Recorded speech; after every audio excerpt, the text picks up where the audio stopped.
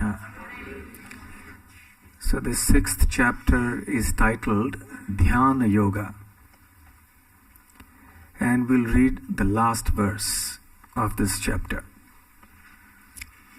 Yoginam api sarvesham madgatenantaratmana shraddhavan bhajate yomam same yuktatamo mataha. Krishna says, of all yogis, he is considered the best, who always abides in me with love and faith, who constantly serves me. And such a devotee of mine, I consider to be supreme, to be the best, because he is constantly engaged in my loving service. Generally, when we speak the word yoga, people imagine some exercises.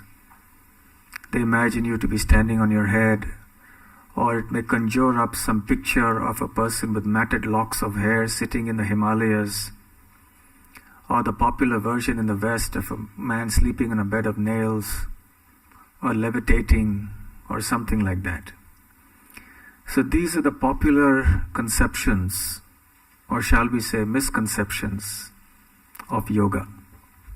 But yoga is much more than that.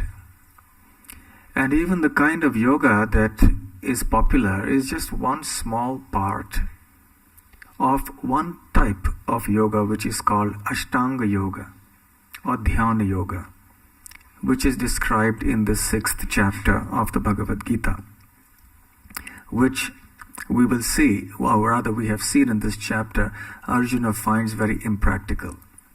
He says it's not possible to do this and follow all the requirements that you are mentioning.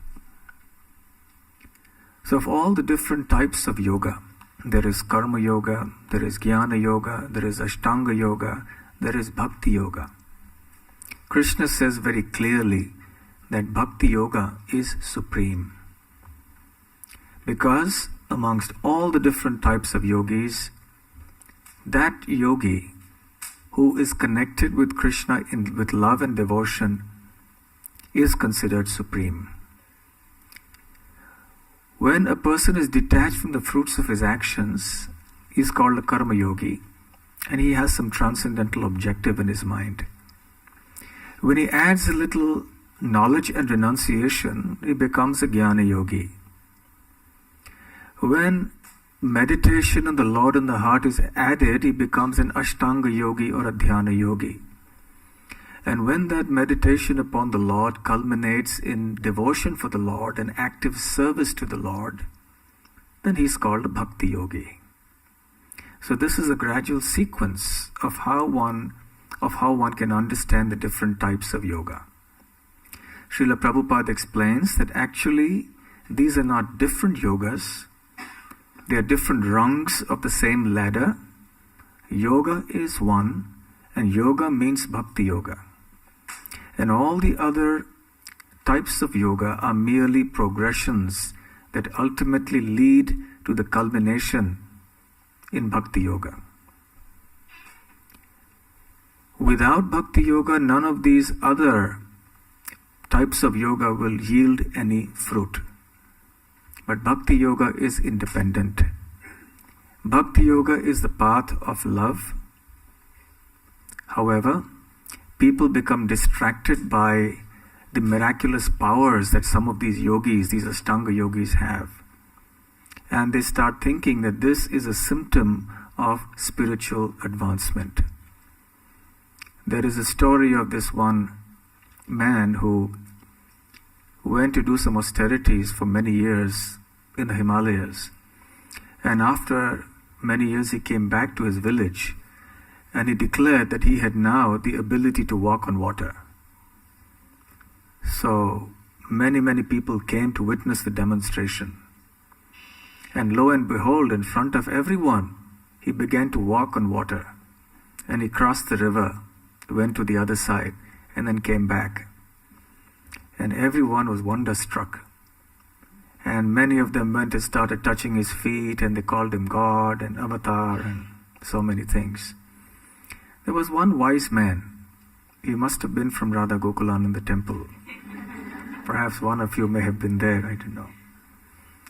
So they challenged this man and they said, look, how many years did you spend to get this power, to walk on water?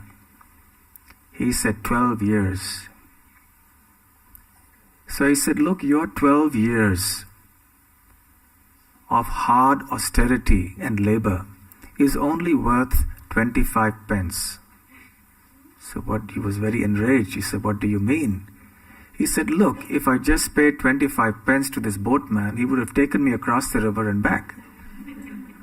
I didn't have to spend 12 years doing austerity just to be able to get across the water on its surface. In other words, this demonstrates the futility of all these other practices, especially when one is attracted to all the incidental benefits, the byproducts that these yogic processes may bring. However, the intelligent person doesn't get distracted by these byproducts. Also, it is not really necessary, Srila Prabhupada explains, that one has to go through the whole route from Karma Yoga to Jnana Yoga to Ashtanga Yoga and then come to Bhakti Yoga. One takes the elevator or the escalator straight up. And that escalator is when we come to Radha Gokulananda temple, associate with the devotees and hear and chant about Krishna, engage in devotional service directly. This is Krishna consciousness. So one does not need to go through the long route. One comes directly to the point of surrendering to Krishna and accepting Bhakti Yoga as the topmost yogic process.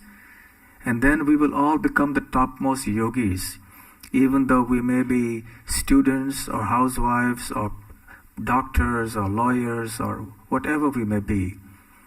But Krishna would consider such a person to be the topmost yogi, not necessarily one who sits in the Himalayas with matted locks of hair under the hot burning sun of the summer season.